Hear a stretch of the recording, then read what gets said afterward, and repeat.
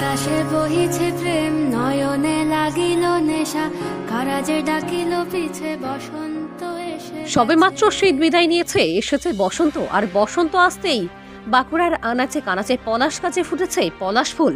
আর পলাশের লাল রঙের সৌন্দর্যে ভরে ওঠে বাঁকুড়ার শুশুনিয়া পাহাড়। পলাশের সমারোহে ভরে ওঠে এলাকা, তবে দেখা নেই পর্যটকদের। শুশুনিয়া পাহাড় ছেয়েছে লাল পলাশে, দেখা নেই পর্যটকদের। আর মাত্র কয়েকদিন পর দোল পূর্ণিমা, আবিরের রঙে মেতে উঠবে সকলে, কিন্তু মন ভালো নেই শুশুনিয়ার মানুষদের। বাঁকুড়ার শুশুনিয়া পাহাড়ে পর্যটকদের আনাগোনা লেগে থাকে সারা বছর জুড়েই। তবে ফেব্রুয়ারির শেষ ও মার্চের প্রথম সপ্তাহে দূর দূরান্তের পর্যটকরা আসেন শুশুনিয়া পাহাড়ে বসন্তের স্বাদ নিতে। এই সময় লাল পলাশে রাঙা হয়ে ওঠে বাঁকুড়ার এই শুশুনিয়া পাহাড়। বাঁকুড়ার উত্তরভাগে শুশুনিয়া হোক বা দক্ষিণ ভাগের বাঁকুড়ার মুকুটমণিপুর, রানীবাঁধ, পলাশের উপস্থিতি সর্বত্রই। অন্যান্যবার এই সময় পর্যটকদের ভিড় ব্যাপকভাবে থাকলেও এই বছর সেভাবে দেখা নেই।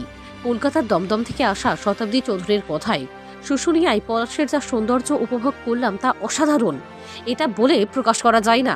তবে স্থানীয় এক পাথরশিল্পী তারকনাথ রায় বলেন, পাহাড়ে বসন্তের পলাশ ফুল দেখতে পাচ্ছে, কিন্তু সেভাবে পর্যটকদের দেখা নেই।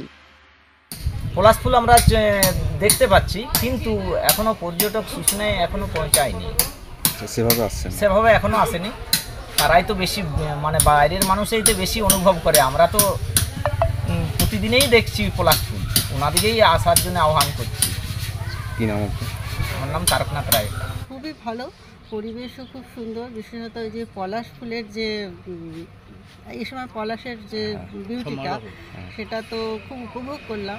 আমরা শুশুনিয়া পাহাড়েও গিয়েছিলাম, কিন্তু শুশুনিয়া পাহাড়ে কিছুটা উঠেছি, যেহেতু বয়স্ক লোক আমরা, সেই জন্য বেশি দূর আমরা উঠতে পারিনি।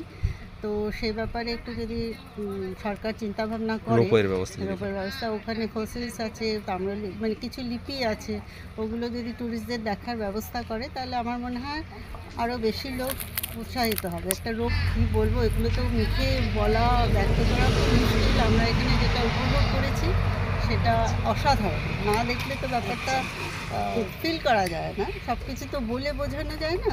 তো সেটা আসলে লোক আরও এনজয় করবে। ব্যবস্থা খুব ভালো, লোকজন খুব ভালো, মানে খুব আত্মীয়তা বোধ আছে লোকজনের মধ্যে। শতাব্দী চৌধুরী, কলকাতা, দমদম।